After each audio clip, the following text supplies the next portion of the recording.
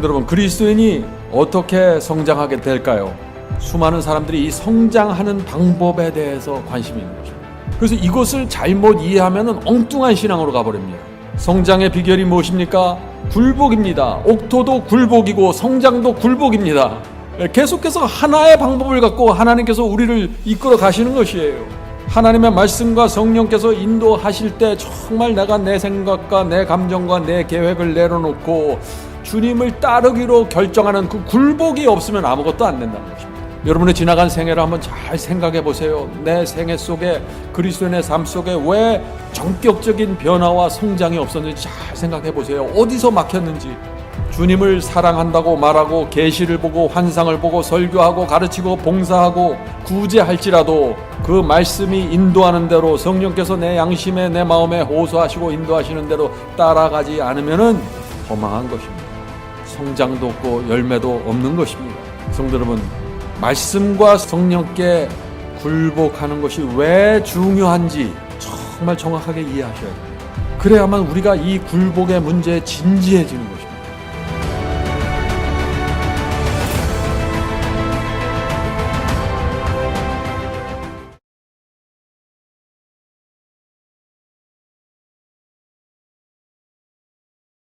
오늘은 성장에 대한 말씀을 나눕니다. 사실 그리스도인의 영적인 성장은 지난 2000년 동안 기독교 역사에서 가장 사람들의 관심을 끄는 주제였습니다.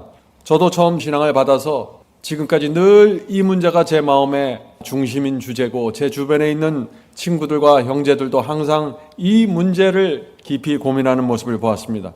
오늘 우리가 이 성장, 어떻게 우리가 성장할 수 있는가 이 주제를 다룰 때 성령께서 꼭 함께 해 주시길 바랍니다. 이것은 전적으로 성령의 역사에서 이루어지는 거기 때문에 성령의 역사가 어떻게 이루어지는지 우리가 정확하게 알아야 돼요. 자, 우리 먼저 잠시 복습할까요? 예수께서 씨 뿌리는 자의 비유를 주셨습니다. 어떤 마음이 옥토라고 했죠? 굴복하는 마음입니다. 우리가 비록 부족할지라도 성령께서 우리를 가르쳐 주시고 인도하실 때 내 자신을 내려놓고 그 굴복하는 마음으로 따라가는 마음, 그 마음이 옥토라고 했습니다. 완벽한 마음이 옥토가 아니라 굴복하는 마음입니다. 자, 성령께 굴복하는 이 마음에서만 열매가 맺힌다는 것입니다. 자, 이제 질문을 드리죠. 왜 굴복하는 마음이 중요할까요? 하는 질문입니다. 말씀과 성령께서 우리를 인도하시는데, 가르쳐 주시고 인도하시는데 굴복하지 않고 따라가지 않으면 어떻게 돼요? 아무것도 일어나지 않습니다. 그냥 내 생각, 내 뜻, 내 감정, 내 계획을 갖고 살아가게 되는 것입니다. 거기에는 성장도 없고 생명도 없고 아무것도 없는 것입니다. 그저 내 의만 남아있는 것이죠. 하나님께서 우리를 의의 길로 인도하시는데 인도하시는 대로 굴복하지 않는데 어떤 일이 생기겠어요? 아무것도 생기지 않는다는 것입니다. 그러면은 그냥 의식만 남고 예배만 남고 종교만 남는 것입니다. 성도 여러분, 생각해 보세요. 우리가 아무리 주님을 사랑하고 아무리 은혜를 받는다고 하고 아무리 능력을 행사한다고 할지라도 하나님의 말씀과 성령께서 인도하시는 대로 따라가지 않고 굴복하지 않으면 어떻게 될까요? 아무것도 이루어지지 않습니다. 열매가 없는 것입니다. 그런 마음은 옥토가 아니라는 것입니다. 성도 여러분, 제가 왜 굴복을 강조하는지 여러분들 잘 이해하셔야 됩니다. 예수께서 씨 뿌리는 자의 비유를 주셨고 그 다음에 이어지는 또 하나의 비유를 주는데 그것이 오늘 우리가 살펴볼 처음에는 싹이요 다음에는 이삭이니 이 말씀입니다. 그래서 처음에는 마음밭에 대해서 말씀하시고 그 다음에 비유로서 이 마음밭에 씨가 떨어졌는데 그렇다면 어떻게 이 씨가 싹이 트고 이삭이 돼서 열매를 맺는가, 어떻게 성장하게 되는가 이 말씀을 하시는 것이에요. 자, 이제 오늘 말씀의 주제 성경절을 보겠습니다. 마가복음 4장 26절부터 29절입니다. 또 가라사대 하나님의 나라는 사람이 씨를 땅에 뿌림 같으니. 자, 무슨 뜻이죠? 하나님의 나라는 말씀의 씨를 마음밭에 뿌리면서 시작된다는 것입니다. 굉장히 중요한 포인트입니다. 먼저 정확한 진리의 씨가 마음에 뿌려져야 하는 것입니다. 그래야만 영적 경험이 거기서 시작한다는 것이죠. 자, 계속해서 읽어보죠. 씨를 땅에 뿌린 것 같으니 저가 밤낮 자고 깨고 하는 중에 씨가 나서 자라되 그 어떻게 된 것을 알지 못하느라. 자, 성장하는데요, 실제로 잘 모를 수 있다는 것입니다. 내가 성장해도 내가 이렇게 성장하고 있구나 잘 모를 수 있다는 것이에요. 땅이 스스로 열매를 맺되 처음에는 싹이요 다음에는 이삭이요 그 다음에는 이삭의 충실한 곡식이라 열매가 익으면 곧 낫을 대나니 이는 추수 때가 이르렀음이니라. 자, 예수께서 무엇을 말씀하십니까? 지금 열매가 돼서 추수되려면은 알곡으로 추수돼서 하늘 곳간에 들여지려면 반드시 성장해야 된다는 것입니다. 씨를 뿌리면은 싹이 터야 되고 싹이 텄으면 이삭이 되고 자라서 열매까지 쭉 성장해야 된다는 것입니다. 그래야 추수가 돼서 하늘 곳간에 들여진다 하는 것입니다. 성장이 없으면은 하늘 갈 수 없다는 것을 지금 말씀하고 있는 것이죠.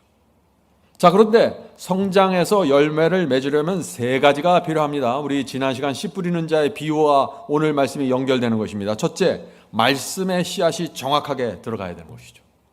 정확한 진리의 씨앗이 있어야 됩니다. 모든 그리스도인들은 자신의 영혼을 소생시키고 구원해줄 진리의 씨앗을 받아야 하는 것입니다. 여기서 시작하는 것입니다. 이것이 안 되면은 거짓 복음 속에서 허망한 삶을 사는 것입니다. 두 번째, 씨앗이 준비되면 그 다음에 땅이 준비돼야겠죠. 둘째는 땅입니다. 뿌리를 잘 내리고 성장할 수 있는 마음밭이 필요합니다. 그 마음밭이 뭐라 그랬어요? 옥토라고 우리가 지난 시간에 배웠습니다. 옥토가 준비돼야 됩니다. 자, 씨가 준비되고 옥토가 준비되면 그러면 저절로 자라나요? 아니죠. 세 번째, 하나 더 필요하다는 것입니다. 그것이 오늘 우리가 집중해서 살펴볼 문제죠. 세 번째, 그것은 하나님의 역사입니다. 하나님의 능력과 하나님의 은혜가 계속해서 공급되어야 한다는 것입니다. 하나님께서 우리 마음을 감동시키고 우리에게 용기를 주시고 우리 마음에 소망을 주셔서 우리 태도를 바꿔주시고 이렇게 해서 인도하셔야만 성장할 수 있다는 것입니다. 예수님의 비유 이야기 책을 읽으면서 이제 함께 말씀을 보겠습니다. 바싹 마른 밭에 수분을 주기 위하여 비가 내려야 하고, 자, 씨가 떨어져서 싹이 트려면은 지금 이런 일이 먼저 선제가 돼야 된다는 거죠.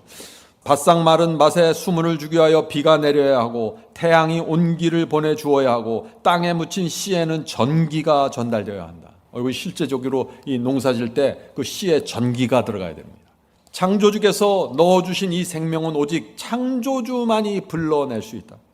모든 씨가 싹이 트고 모든 식물이 자라는 것은 하나님의 능력으로 말미암는 것이다. 분명하죠? 이거 실제 농사에서도 하나님의 능력으로서 씨가 싹이 트고 자라고 성장한다는 것입니다.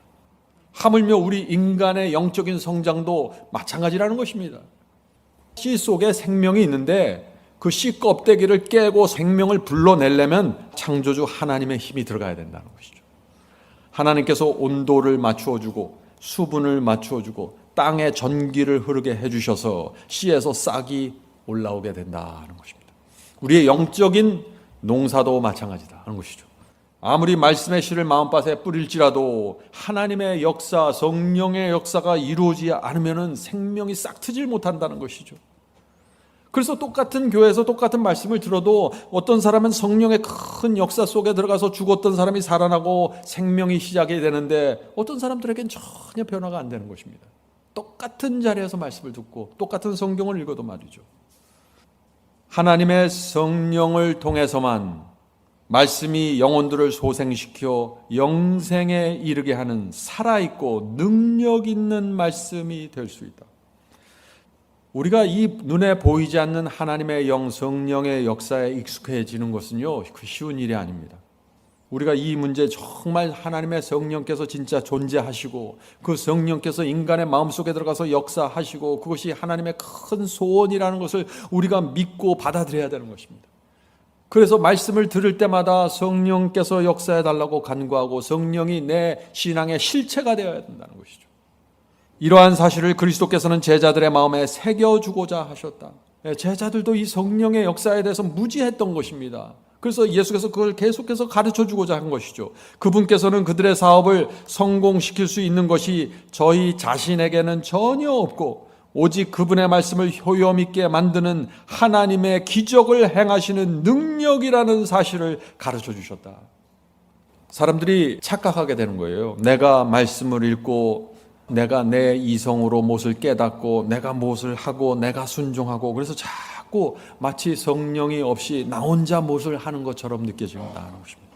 오해라는 것이죠. 하나님의 말씀을 우리가 눈으로 읽으면 그 말씀이 우리 두뇌 속에 들어오게 됩니다. 그런데 성령께서 우리 마음을 감동시켜 주셔야 한다는 것입니다. 그 말씀을 우리 속에, 우리 두뇌 속에 새겨 주셔야 된다는 것입니다. 우리의 간절함이 필요한 것입니다. 그래서 이것이 하나님께서 성령을 통해서 베풀어 주신 은혜입니다. 이 하나님의 은혜와 능력이 없으면 말씀이 우리 마음에 뿌려져도 뿌리를 내리지 못하는 것입니다. 자꾸 휩쓸려 나가버리는 것입니다.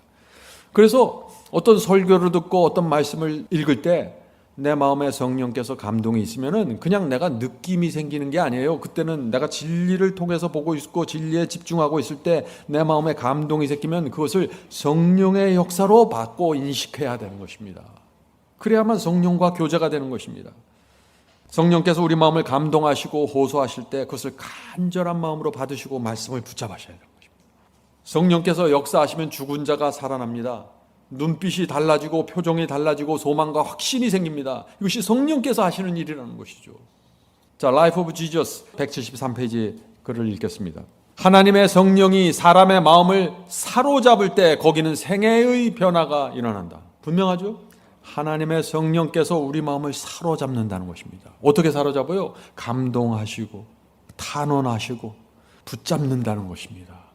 이때 잡히셔야 돼요. 이때 굴복해야 되는 것입니다. 여러분이 뜻을 내려놓아야 되는 것입니다. 성령께서 호소하시는 대로. 자, 생애의 변화가 일어난다. 어떤 변화가? 죄악을 품은 생각은 사라지고 악한 행위와는 인연을 끊게 된다. 전에는 내가 죄를 버리고 이 악한 행위와 인연을 끊고 싶어서 정말 애를 썼는데 안 됐어요. 자꾸 실패했습니다. 그런데 성령의 역사가 이루어지면 우리 마음이 달라지면서 이것이 이루어진다는 것입니다.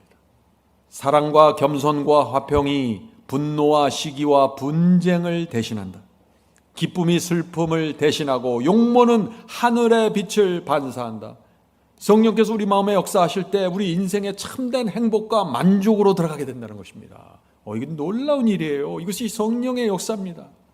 그래서 우리가 말씀을 대할 때 이 성령의 역사를 간절히 구해야 되는 것입니다. 완전히 살아나는 경험입니다. 이것이. 아무도 짐을 덜어주는 손을 보지 못하고 빛이 하늘에서 내려오는 것도 보지 못한다. 사람이 믿음으로 자신을 하나님께 바치는 때 축복이 임한다. 우리가 우리 마음을 믿음으로 하나님께 바쳐야 됩니다. 어떤 때요? 성령께서 내 마음에 역사하시고 호소하시고 감동하실 때 말이죠. 그때 눈에 보이지 않지만은 믿음으로, 성령의 역사를 믿음으로 내 생애를 하나님께 바쳐야 된다는 것입니다. 이것이 굴복입니다. 그때 인간의 눈으로는 볼 수 없는 한 능력이 하나님의 형상대로 새로운 피조물을 창조하는 것이다. 성도 여러분, 이 새로운 피조물 거듭남은 하나님의 능력으로 이루어지는 것입니다. 이것은 실제적으로 마음에서 이루어지는 것입니다. 마음이 바뀌고 태도가 바뀌고 자세가 바뀌고 눈빛이 달라지고 인생이 달라지는 것입니다. 심령 속에 놀라운 확신과 소망이 생기면서 정말 아름다운 생애가 시작이 되는 것입니다. 성도 여러분, 이것을 거듭남이라고 그러고 새로운 피조물로 만들어졌다라고 말하는 것입니다. 자, 계속해서 본문을 읽겠습니다. 좋은 씨는 진리의 씨앗을 말하는 것입니다. 좋은 씨도 얼마 동안은 냉담하고 이기적이고 세속적인 마음속에 들어가 전혀 눈에 띄지 않게 떨어져 있을 수도 있다. 좋은 씨가 떨어진다고 해도 우리 마음이 냉담하고 세속적이면은요, 그냥 들어가서 동면을 하는 것처럼 그냥 잠자고 있을 수 있다는 것이요. 아무런 변화도 없이. 마음 밭이 중요한 것이죠. 그 씨는 그것이 뿌리를 내렸다는 증거를 보이지 않는다.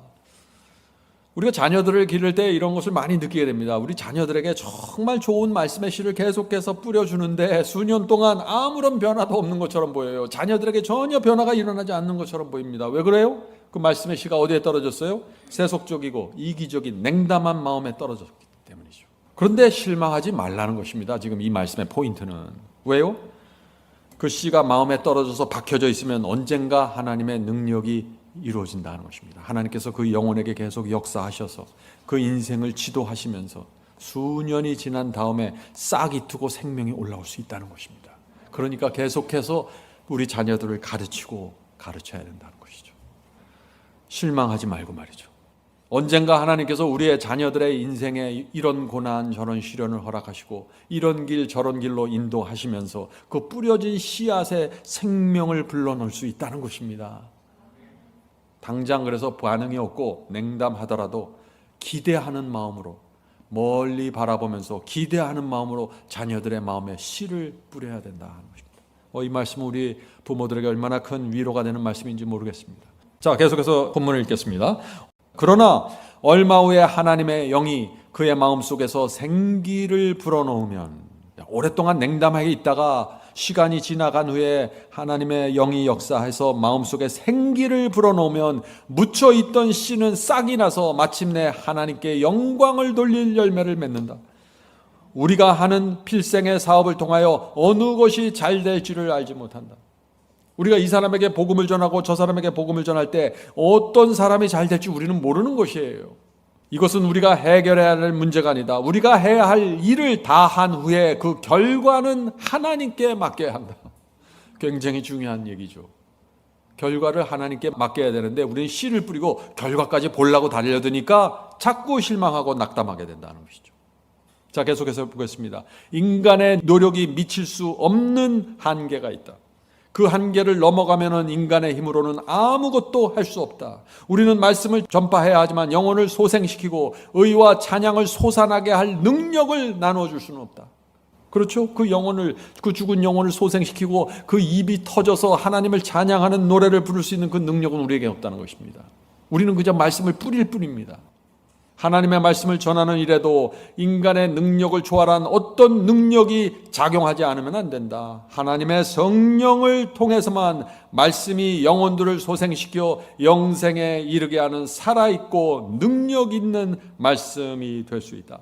성도 여러분, 말씀의 씨앗이 내 마음속에 떨어져도 그것이 하나님의 능력에 의해서만 살아나고 성장하는 것처럼 내가 전하는 말씀이 내 자녀들과 내 이웃들과 어떤 친지들에게 떨어져도 그것도 역시 하나님의 능력에 의해서만 싹이 나고 생명에 올라올 수 있다는 것입니다.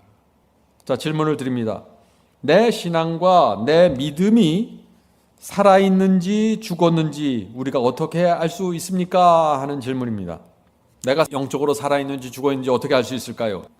천연계에서와 마찬가지로 영적 세계에서도 자라남이 없이는 생명이 있을 수 없다. 식물은 자라나지 않으면 죽는다. 자, 오이를 심고 가지를 심었어요. 그런데 자라지 않고 가만히 있으면 어떻게 돼요? 죽은 것입니다. 오이 씨를 심었는데 열흘, 이틀, 한 달을 기다려도 싹이 안 터요. 그러면 어떻게 된 거예요? 이 씨는 죽은 거예요. 그렇게 판단해야 된다는 것입니다. 우리 그리스도인들도 마찬가지예요. 수십 년 동안, 오랫동안 말씀의 씨앗이 마음에 정확하게 떨어져 있는데, 진리가 떨어져 있는데 성장하지 않는다면 어떻게 된 거예요? 죽은 것이라는 것입니다. 성도 여러분, 우리가 하나님의 말씀 앞에서 정직해야 되는 것입니다. 우리가 정말 오랜 세월 동안 성장하지 않았다면 주님께 나가 주여 제가 영적으로 죽었습니다 하고 고백해야 되는 것입니다. 그런 인정이 있어야만 우리 마음에 간절함이 올라오는 것입니다. 그래야만 성령께서 역사하실 때 내 마음이 하나가 연결되는 것입니다. 내가 성장하지 않고 죽어 있는데 나는 살아있다고 아무리 외쳐도 달라지는 것은 없어요. 식물이 자라는 소리도 없고 눈에 띄지도 않으나 끊임없이 계속하여 자라는 것처럼 그리스도인의 생애의 발전도 그와 같다. 자, 오이와 콩을 심으면요 쭉 자라납니다. 멈추지 않고 자라나요. 모든 조건이 맞춰져 있으면 계속해서 자라납니다. 우리 그리스도인의 생애의 발전도 그렇게 이루어진다는 것이죠. 매 발전의 단계마다 우리의 생애가 완전하게 될 수 있다. 이 말씀은 그리스도인 생애에 성장하는 그 비결을 지금 말하고 있는데, 말하면서 무슨 단어를 사용하고 있죠? 지금 무슨 단어? 완전이라는 단어를 사용하고 있는 것입니다. 그래서 많은 교인들에게 지난 오랜 수십 년 동안 이 말씀이 정말 큰 벽처럼 느껴지는 것입니다. 두려워서 이 말씀을 읽질 않아요. 너무나 부담이 되는 것입니다. 성도 여러분, 오늘 우리가 이 말씀의 의미를 좀 살펴보려고 하는 것입니다. 왜냐하면 그리스도인의 성장을 말하면서 완전을 말하고 있기 때문에 이것이 어떻게 연결되는지 무엇인지 살펴봐야 한다는 것입니다. 자, 이것을 살펴보기 전에 우리가 가장 먼저 확인해야 될 것이 있는데, 그것은 뭐냐? 이 완전은 성경의 진리라는 것이에요. 자, 말씀을 보죠. 골로새서 1장 28절입니다. 우리가 그를 전파하여 각 사람을 권하고 모든 지혜로 각 사람을 가르침은 각 사람을 그리스도 안에서 완전한 자로 세우려 함이니. 분명하죠? 이것이 바울의 소원입니다. 바울의 목적이에요. 우리를 그리스도 안에서 완전한 자로 세우기를 원하는 것입니다. 완전한 자, 그리스도께 완전하게 굴복한 자로 세우기를 원한다는 얘기죠. 자, 골로새서 4장 12절. 그리스도 예수의 종인 너희에게서 온 에바브라가 너희에게 문안하느니라. 그가 항상 너희를 위하여 애써 기도하며 너희로 하나님의 모든 뜻 가운데서 완전하고 확신 있게 서기를 구하나니. 분명하죠? 바울은 이 초대교회 성도들이 하나님의 모든 뜻에서, 하나님의 어떤 일부의 뜻이 아니라 하나님의 10계명 중에서 한 서너 개가 아니라 하나님의 모든 뜻 가운데서 완전하게 확신을 갖고 서 있기를 원한 것입니다. 자, 완전을 우리가 공부할 때 중요한 성경절 하나가 있습니다. 창세기 6장에 나오는 이 말씀 여러분들 잊지 마시고 꼭 기억하시기 바랍니다. 창세기 6장 9절입니다. 노아의 사적은 이러하니라. 노아는 의인이요 당세 완전한 자라. 그가 하나님과 동행하였으며. 자, 창세기는 노아를 당대 완전한 자라고 했습니다. 노아는 의인이고 완전한 자이고 하나님과 동행했다고 했습니다. 이 세 가지를 같이 말하고 있어요. 다시 말해서 의인 이퀄 완전한 자 이퀄 하나님과 동행입니다. 성도 여러분, 이 공식의 의미를 이해하면은요, 우리가 완전히 무엇인지, 성경이 말하는 완전히 무엇인지 이해하고 완전히 자유롭게 되고 성령의 은혜가 충만함을 느끼게 됩니다. 성도 여러분, 이 노아의 신앙이 어떤 것이었는데 성경이 노아를 완전한 자라고 했을까요? 노아가 시험도 받지 않고 표정도 흔들리지 않고 완전 무결했기 때문에 완전한 자라고 했을까요? 아니에요. 노아는 하나님께서 산 위에 방주를 지으라고 명령하셨을 때 그것을 충성스러운 마음으로 순복했습니다. 그것을 완전이라고 말하는 것입니다. 완전은 하나님께서 말씀하셨을 때 온 마음으로 그것을 믿고 순복하는 것이 완전입니다. 당연한 것이죠. 하나님께서 늙은 아브라함에게 아들을 주시겠다고 약속하셨을 때 아브라함이 어떻게 했습니까? 아브라함은 그 약속을 믿었습니다. 그것이 완전입니다. 그 당시에 과학과 그 당시에 의학으로는 불가능한 약속을 하나님께서 주셨지만은 아브라함은 하나님의 약속을 믿었습니다. 그것이 완전이라고 말하는 것입니다. 자, 창세기는 노아가 완전하다고 말하면서 또 노아가 하나님과 동행했다고 말하고 있습니다. 완전 이퀄 하나님과 동행입니다. 똑같은 얘기예요. 완전하면 화들짝 놀리는데 우리가 주님과 동행해야 되지 않습니까? 그러면 그렇죠, 다 맞습니다 그래요. 똑같은 의미의 말씀입니다. 오해하시면 안 됩니다. 자, 질문은 드리죠. 하나님과 동행하는 것이 왜 완전입니까? 하나님과 동행하는 것이 어떤 신앙이길래 노아는 당대 완전한 자라고 했을까요? 동행이 무엇인지를 알면 완전히 무엇인지 알 수 있다는 것이죠. 여러분의 친구들이 있죠? 여러분의 친구가 있는데 여러분과 마음에 맞지 않으면 동행할 수 있나요? 오래 얘기할 수 없습니다. 그런 상태에서는 동행이 안 되는 것이에요. 하나님과 동행한다는 것은 하나님의 마음과 내 마음이 맞다는 것입니다. 충돌하지 않고 조화를 이룬다는 것입니다. 하나님과 같이 있고 하나님의 말씀을 읽으면 내 마음이 감사하고 기뻐지고 즐거워진다는 것입니다. 이것이 동행하는 마음입니다. 완전한 마음입니다. 목토입니다. 이것이. 주께서 동쪽으로 가자고 하실 때 내 마음이 흡족해서 동행한다면 그것이 완전이라는 것입니다. 완전은 하나님께서 말씀하실 때 그것을 믿음과 충성으로 따르는 마음이죠. 이런 면에 있어서 완전은 당연한 신앙입니다. 빛이 주어졌는데, 새로운 빛이 왔는데 그 빛을 붙잡고 믿고 신뢰하고 따르는 마음, 이것이 완전입니다. 자, 질문을 드리죠. 그리스도인은 매 발전의 단계마다 완전하게 될 수 있다고 했는데 그렇다면 이것이 무슨 뜻입니까? 하는 질문입니다. 먼저 완전에 대한 오해가 풀려야 됩니다. 완전이라는 것은 실수도 하지 않는 완전 무결함이 아니에요. 그런 생각은 다 내려놓으세요. 사전에 나오는 완전이 아니에요. 이건 성경의 완전이에요. 완전이라는 것은 유혹도 느끼지 않는 그런 어떤 환상적인 어떤 이상한 상태가 아니에요. 그런 건 다 내려놓으세요. 완전이 무엇인지 정확하게 알아야 됩니다. 성도 여러분, 제가 완전에 대해서 이렇게 자세히 설명하는 이유가 무엇일까요? 두 가지 이유가 있습니다. 두 가지 이유. 첫째, 성경에 완전이라는 단어가 계속해서 나옵니다. 그래서 완전을 알아야 성경을 읽을 수 있는 것이에요. 사람들이 성경을 읽다가 완전하면 싹 피해요. 무서워요. 피해요, 자꾸. 완전을 모르면 그렇게 된다는 것입니다. 자, 둘째, 성경이 마지막 시대의 성도들을 설명할 때 계속해서 완전이라는 단어와 그와 유사한 표현들이 계속해서 반복돼서 나옵니다. 어떤 성도들이요? 마지막 시대 성도들을 말할 때 특별히. 그래서 우리가 완전히 무엇인지 알아야 된다는 것입니다. 자, 예를 들어 볼까요? 베드로후서 3장 14절입니다. 그러므로 사랑하는 자들아 너희가 이것을 바라보나니 주 앞에서 점도 없고 흠도 없이, 완전을 얘기하는 것입니다. 점도 없고 흠도 없이 평강 가운데서 나타나기를 힘쓰라. 예수께서 재림하실 때 우리가 그리스도 앞에서 점도 없고 흠도 없이 평강 가운데서 나타나기를 힘쓰라. 이 성경에 이런 말씀을 정확하게 이해해야 그리스도께서 재림하실 때 우리가 어떤 신앙으로 들어가야 되는지 이해할 수 있다는 것입니다. 자, 요한계시록 14장에 나오는 14만 4천의 경험에서도 이 표현이 또 나옵니다. 14장 4절 5절. 이 사람들은 14만 4천이죠. 이 사람들은 여자로 더불어 더럽히지 아니하고 정절이 있는 자라 어린 양이 어디로 인도하는지 따라가는 자며. 자, 14만 4천은 어린 양이 인도하는 대로 굴복하면서 인도하는 대로 따라간다. 완전입니다. 사람 가운데서 구속을 받아 처음 익은 열매로 하나님과 어린 양에게 속한 자들이니 그 입에 거짓말이 없고 흠이 없는 자들이더라. 오늘 많은 사람들이 14만 4천은 흠이 없대. 누가 그런 신앙을 할 수 있겠어? 이렇게 자꾸 생각하는 것입니다. 그러니까 성경을 읽을 수가 없는 거예요. 자, 히브리서도 마찬가지입니다. 히브리서 9장 28절.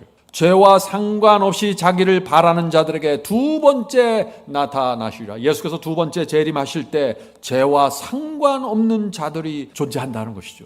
그 사람들이 죄와 상관없어? 어떻게 그런 신앙이 가능해? 자꾸 이렇게 생각하는 것입니다. 완전을 몰라서 그러는 것입니다. 옥토가 무엇인지를 몰라서 그러는 것입니다. 굴복이 뭔지 몰라서 그런 생각을 자꾸 하는 거예요. 성도 여러분, 완전은 뭐예요? 성령께 굴복된 마음입니다. 성령께 굴복된 마음이 뭐예요? 성령께서 우리 마음을 인도하실 때, 이끄실 때, 감동하실 때 따라가고 순복하는 마음이 완전한 굴복, 완전입니다. 그것이 흠 없는 마음입니다. 우리가 누구든지 주님을 정말 진심으로 사랑하면 하나님의 뜻에 완전하게 순복하는 그 소원을 갖게 되는 것입니다. 그것이 성경이 말하는 완전이에요. 여러분들은 이미 경험을 하고 계신 분들도 많다고 저는 생각합니다. 아직 내게 내 품성에 풍성한 열매가 없을지라도 지금 현재 내가 양심적으로 믿고 있는 빛과 성령의 인도를 내가 따라가고 있으면 그것을 완전이라고 말하고 흠이 없다고 말하는 것입니다. 완전은 언젠가 미래에 내가 열심히 노력해서 도달해야 될 목표가 아니라 완전은 지금 가능한 것입니다. 지금. 자, 질문을 드리죠. 자, 그렇다면 우리 마음이 완전히 아닌 상태는 어떤 상태일까요? 완전은 제가 설명했죠. 이제 완전히 아닌 상태를 좀 살펴보죠. 완전히 아닌 상태가 뭐예요? 지금 내 마음이 하나님의 말씀에 저항하는 것, 그거 완전히 아니죠. 성령께서 호소하시는데 그 성령의 호소를 거절하고 밀어내면은 완전히 아닙니다. 그것은 흠이 있는 것이에요. 흠 없는 마음이 아니라는 것이죠. 하나님의 뜻이 무엇인지 알면서 내가 순종하지 않고 고집부리면 완전히 아니라는 것입니다. 그런 상태에서는 뭐예요? 그 굴복이 없기 때문에 그런 상태에서는 성장할 수 없고 자랄 수 없다는 것입니다. 그런 상태에서는 변화가 없다는 것입니다. 성도 여러분, 성장이 어떤 상태에서 이루어지고 변화가 무엇인지 이거 정확하게 봐야 돼요. 그래야 실망하지 않고 정확한 길을 가서 주님과 관계가 맺어진다는 것이죠. 성도 여러분, 여러분이 오랜 세월 동안 죄와 불순종 속에서 살았을지라도 삭개오처럼 회개하고 죄를 버리면 그것이 완전입니다. 그것이 굴복이고 그것이 변화입니다. 그런 사람은 성장하는 것입니다. 탕자처럼 오랜 세월 동안 아버지를 등졌을지라도 아버지의 사랑을 기억하고 돼지우리를 떠나 아버지께 돌아와 그 앞에서 굴복하고 이렇게 고백하면 완전이라는 것입니다. 아버지, 이제 저를 이 아버지 집에서 종으로 사용해 주시옵소서. 이제 저는 아버지의 종으로 살겠습니다. 이것이 완전이고 이것이 열매 맺는 마음입니다. 이것이 성장하는 마음입니다. 성도 여러분, 이번 기회에 이 성장이 무엇이고 자라남이 무엇인지 정확하게 보시길 제가 간절히 바랍니다. 완전이 뭐예요? 완전? 대답하셔야 돼요. 이제 완전은 완전한 굴복이에요. 완전은 나이스하고 완전은 착하고 부드러운 게 아니라 완전은 완전한 굴복을 얘기하는 것입니다. 완전 이퀄 완전한 굴복이에요. 머릿속에 넣으세요. 이것은 진짜. 완전이 무엇이에요? 완전은 완벽이 아니라 완전한 굴복입니다. 제가 계속해서 강조하죠. 여러분이 삭개오처럼 살아왔든지 장녀 마리아처럼 살아왔든지 오늘 주님께 나와 완전히 굴복하고 회개하면은 그것이 성경이 말하는 완전입니다. 하나님께서 보실 때 점이 없다, 흠이 없다 그렇게 받아주시는 것입니다. 성도 여러분, 완전은 또 다른 의미로 완전은 하나님의 인정하심입니다. 하나님께서 삭개오와 마리아를 이렇게 인정하신 것입니다. 다른 사람들은 삭개오와 마리아를 인정하지 않을지라도 그들의 과거를 보면서 손가락질 할지라도 나는 그들의 마음을 안다. 나는 그들의 회개와 굴복을 안다. 그들은 내 앞에서 완전하다. 이렇게 말씀하시는 것이에요. 그래서 구약 성경을 보면 너희는 내 앞에서 완전하라는 말씀이 나오는 것입니다. 성경에서. 지금 당장 주 앞에 나가서 삭개오와 마리아처럼 그렇게 완전하게 굴복하고 마음을 들이면 하나님께서 내 앞에 완전하게 서 있다고 인정해 주시는 것입니다. 이것이 은혜입니다. 우리가 이런 은혜를 알면은 하나님께 굴복하게 되는 것입니다.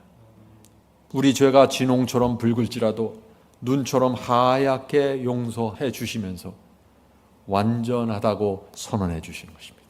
의롭다고 선언해 주시는 것입니다. 이제 너는 나와 동행할 수 있다고 약속해 주시는 것입니다. 이 하나님의 은혜를 알면은 우리가 하나님께 우리 자신을 드리게 됩니다. 이것이 완전입니다. 이런 헌신이 완전입니다. 그래서 매 단계마다 완전히 있을 수 있는 것입니다. 성도 여러분, 진리가 우리 앞에 제시되어 있고 성령께서 호소하시는데 외면하고 거절하면은 성장할 수 없습니다. 분명합니다. 그런데 내려놓고 굴복하고 붙잡으면 성장됩니다. 완전한 굴복에서만 성장이 이루어집니다. 그래서 매 단계마다 완전해질 수 있다고 말하고 있는 것입니다. 이것이 무슨 의미인지 정확하게 보셔야 돼요. 절대 우리가 이 말씀에 짓눌릴 필요가 없는 것입니다. 이 말씀에 소망이 있고 희망이 있는 것이죠. 자, 계속해서 본문을 읽겠습니다. 식물이 자라는 소리도 없고 눈에 띄지 않으나 끊임없이 계속하여 자라는 것처럼 그리스도의 생애의 발전도 그와 같다. 매 발전의 단계마다 우리의 생애가 완전하게 될 수 있다. 매 단계마다 하나님 앞에 내가 완전하게 굴복하면 계속해서 성장한다는 것입니다. 오늘 저녁에 여러분이 여러분의 마음과 생애를 주 앞에 드리면 오늘 성장한다는 것입니다. 성령께서 역사하시고 이끌고 갈 수 있다는 것이에요. 날마다 나를 부인하고 십자가를 지면 날마다 성장하는 것입니다.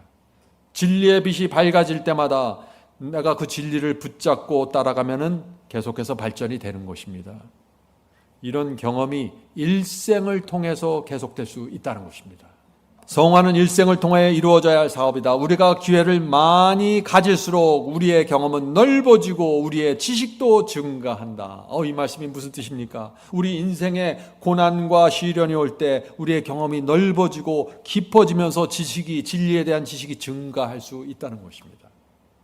우리가 교회에서 또 우리가 가정에서 봉사하고 희생할 때 우리의 경험이, 우리의 지식이 깊어질 수 있다는 것입니다. 그래서 하나님께서 이런 여러 가지 경로를 통해서 우리를 인도하시는데 그때마다 우리가 굴복하고 주님을 따라가면 그것이 굴복이고 이 굴복을 통해서 성장하게 된다는 것입니다. 점점 더 깊어지고 점점 더 높이 말이죠. 자, 계속해서 읽어보죠. 우리는 책임을 질 만큼 강해지고, 이렇게 우리 경험과 지식이 넓어지고 깊어지면서 우리는 다른 사람을 책임질 만큼 강해지고 특권에 비례해서 더욱 성숙하게 될 것이다. 이와 같이 그리스도인도 하나님의 능력과 협력함으로 자라난다. 자, 하나님의 능력과 협력한다는 것이 무엇이에요? 하나님께서 인도하실 때 내 뜻, 내 감정, 내 계획을 내려놓고 하나님께 협력하라는 것입니다. 하나님께 굴복하라는 것입니다. 그리고 따라가는 것, 그것을 협력이라고 부르는 것입니다. 그렇게 할 때 성장이 이루어진다는 것이죠. 하나님의 능력과 협력함으로 자라난다. 그리스도 안에 깊이 뿌리를 내려야 한다. 그리스도께 저항하지 않고 굴복해야만 뿌리를 내릴 수 있잖아요. 그래서 계속해서 굴복이 나오는 것입니다. 그리스도 안에 깊이 뿌리를 내려야 된다. 성령을 받기 위하여 우리의 마음 문을 열어야 된다. 마음 문을 열려면 저항하지 말아야 되죠. 성령께 저항하지 말고 굴복해야 합니다. 그래야 마음 문이 열리게 되는 것이죠. 우리는 그리스도를 개인의 구주로 끊임없이 의뢰함으로 범사에 우리의 머리가 되신 그리스도께까지 자라나게 될 것이다. 많은 그리스도인들이 이 말씀도 두려워합니다. 우리가 어떻게 그리스도께까지 자라나지? 정말 그리스도의 장성한 성품까지 성장하는 것이 가능할까요? 방법은 오늘 배웠죠. 방법은 하나입니다. 그 주님께서 인도하시는 대로 따라가는 것입니다. 먼 미래를 바라보지 마시고 오늘 성령께서 내게 주신 말씀과 인도하심에 따라가세요. 그것이 그리스도께까지 성장하는 비결입니다. 자, 그리스도께서는 사람의 마음속에 당신 자신을 재현시키고자 하신다. 하나님께서 우리를 성장시키는 이유가 뭐예요? 우리 속에서 그리스도의 성품을 재현하기 원하는 것입니다. 그는 이 일을 당신을 믿는 자들을 통하여 하신다. 그리스도인 생애의 목적은 열매 맺는 일이다. 여러분이 이 세상에 태어나서 살아가는 인생의 이유가 뭐예요? 목적이 뭐예요? 열매 맺는 것입니다. 그 열매는 뭐예요? 그리스도께서 우리를 성장시키는 것이에요. 그것이 우리의 목적입니다. 우리 인생에. 곧 믿는 사람의 마음속에 그리스도의 품성을 재현시키고 또 다른 사람에게서도 그 품성이 재현되도록 하는 것이 그리스도인 생애의 목적이다. 우리가 이 세상에 태어나서 어떤 직장 갖고 어떤 학교 졸업하는 게 인생의 목적이 아니에요. 그리스도의 품성을 재현하는 것입니다. 주님을 닮는 것이 우리 인생의 목적이에요. 그리고 다른 사람들도 주님을 닮도록 인도하는 것이 우리 인생의 목적이라는 것입니다. 그것만을 위해서 살라는 것이죠. 자신을 중심으로 하는 생애에는 자라나는 일도 없고 열매 맺는 일도 있을 수 없다. 나를 위해서 살고 내 이기심과 내 잘남을 위해서 살면은 열매도 없고 자라남도 없고 성장도 없다는 것이에요. 우리의 인생의 목적이 무엇인지 정확하게 정해야 되는 것입니다. 성도 여러분, 성장이 무엇입니까? 성장이라는 것은 주님을 닮는 것입니다. 주님을 닮으려면 어떻게 해야 돼요? 굴복해야 된다는 것입니다. 주님이 이끄는 대로. 주님께 굴복하지 않고 저항하는데 어떻게 성장할 수 있고 어떻게 주님을 닮을 수 있겠어요? 제가 오래전에 말씀드렸죠. 이 굴복이라는 단어가 영어로 surrender이라고 그랬습니다. surrender, 항복이죠. 참 이 그리스도인의 성장을 말하면서 surrender, 항복이라는 단어를 사용하고 있어요. 참 이거 뭐 기분이 좋은 단어가 아니에요. 항복이라는 것이. 그렇죠? 이 항복이 무엇일까요? 이 굴복이. 탕자가 자기 뜻대로 살고 싶어서 아버지를 떠났잖아요. 자기가 하고 싶은 거 다 했어요. 다 했는데 싹 망해갖고 결국에는 하다 안 돼서 돼지우리까지 들어갔잖아요. 그래서 항복하는 거예요. 아버지 외에는 답이 없구나 내 인생에. 이거를 깨닫는 데까지 가는 거예요. 그래서 많은 그리스도인들이 하나님께 굴복을 못해요. 잘 나가고 잘할 때는. 그런데 이것저것 하다 다 망하고 쓰러져서 결국엔 주여 아버지 외에는 제 인생에 답이 없습니다.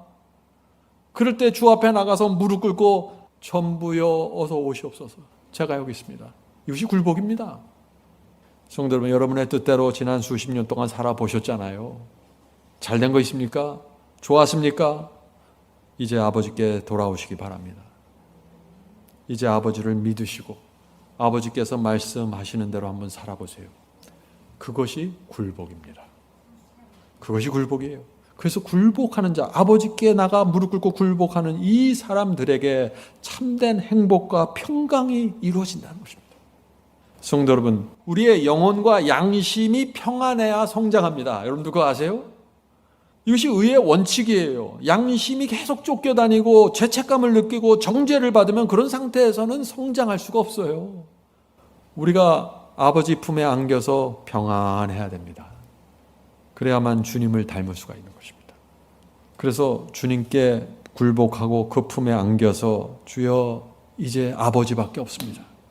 이제 제 고집대로 않겠습니다. 이렇게 아버지 품에 안겨서 굴복할 때 성장한다는 것입니다. 성장. 이 성장의 원칙이 무엇인지 잘 이해하셔야 돼요. 계속해서 죄책감을 느끼고 계속해서 불순종하면서 계속해서 하나님의 뜻을 거절하는 상태에서는 이게 의의 원칙이 이루어질 수가 없는 것입니다. 자, 계속해서 본문을 읽겠습니다. 곡식은 자기 자신을 위하여 싹을 내고 자라나고 열매를 맺는 것이 아니라, 자, 곡식이 자기가 먹기 위해서 자라나고 열매를 맺어요? 아니잖아요. 파종하는 자에게 종자를 주며 먹는 자에게 양식을 주기 위해서이다. 이와 같이 누구든지 자기 자신만을 위해서 살지 말아야 된다. 내가 먹기 위해서, 내가 살기 위해서 살면은 성장하지 않고 열매가 없다는 것이죠. 그리스도인은 다른 사람을 구원하기 위한 그리스도의 대표자로 이 땅에 있는 것이다. 자신을 중심으로 하는 생애에는 자라나는 일도 없고 열매 맺는 일도 있을 수 없다. 성도 여러분, 죄를 안 져야지, 내가 죄를 잘 안 져갖고 내가 하늘 가야지, 이렇게 되면 자라나는 게 아니에요. 그렇게 해서 자라나는 게 아니에요. 우리는 주님께 굴복하지만은 나를 중심으로 살아가는 게 아니라 다른 사람을 위해서, 영혼을 위해서, 가족을 위해서, 죽어가는 영혼들을 위해서 늘 살아가고, 그런 이기심을 내려놓을 때 이때 풍요로운 성장이 이루어진다는 것입니다. 만일 그대가 그리스도를 개인의 구주로 받아들였다면 그대는 자신을 잃어버리고 다른 사람을 돕기 위하여 노력하게 된다. 정말 주님께서 내 구세주가 되면은 뭐예요? 주님께서 내 주인이 되신다는 거잖아요.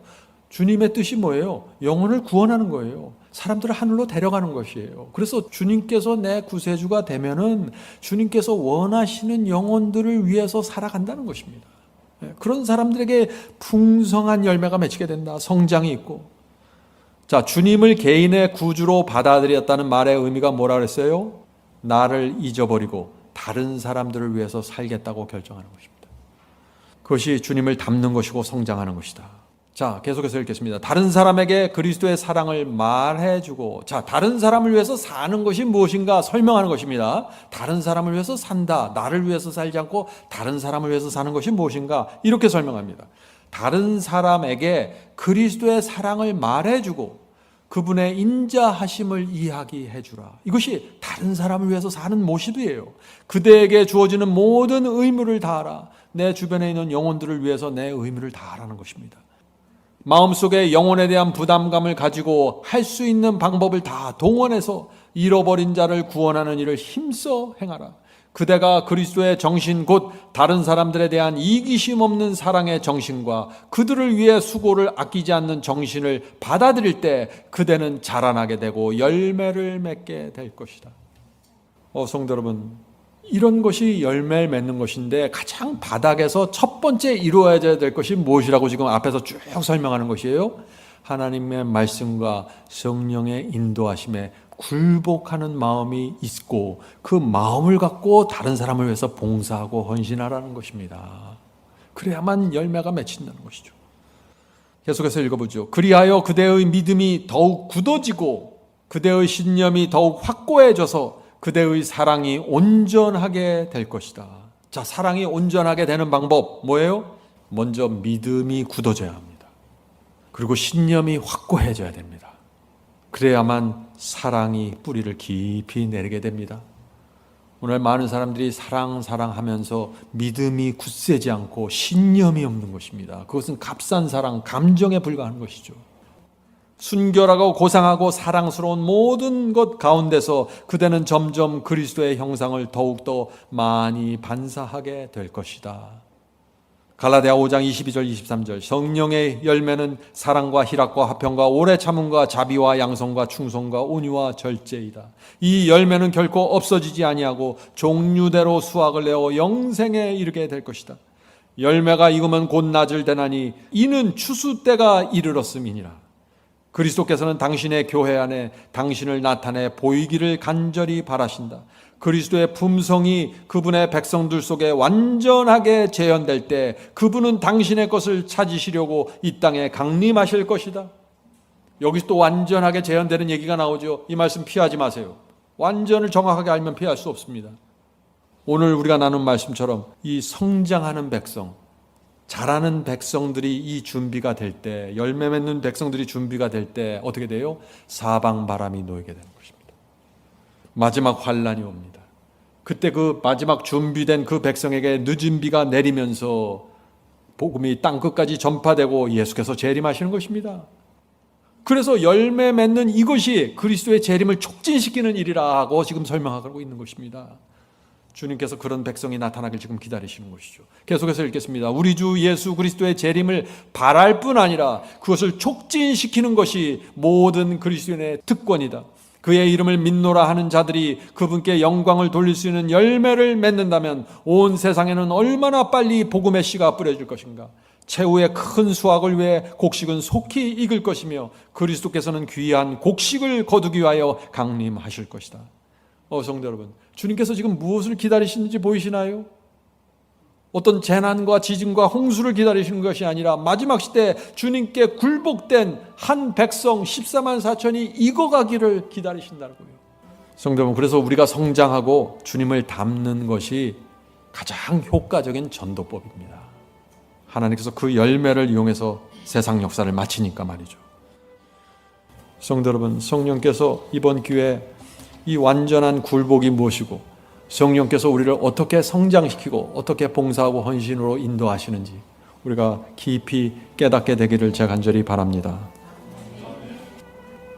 하늘에 계신 저희들의 아버지, 저에게 정말 성령의 은혜와 능력이 필요합니다. 성령께서 저희 속에 들어오셔서 저의 마음을 실제적으로 감동시켜 주시고 실제적으로 움직여 주셔서 저의 마음이 주님께 넘어갈 수 있도록 도와주시옵소서. 이 세상으로부터 돌아서서 정말 주께서 원하시는 그 길을 가는데 감사와 기쁨으로 걸어갈 수 있도록 축복해 주시옵소서. 이것이 성장이고 이것이 굴복이고 이것이 열매 맺는 길임을 저희가 이제 알게 되었습니다. 저희 마음에 화평과 기쁨을 허락해 주시고 정말 감사하고 즐거운 마음으로 만족한 마음으로 주님을 따를 수 있도록 인도해 주시옵소서. 주여, 이 세상이 점점 어려워집니다. 이때 주께서 저희를 인도하시고 보호해 주시옵소서. 이 모든 말씀 예수님의 이름으로 간절하게 기도드립니다. 아멘.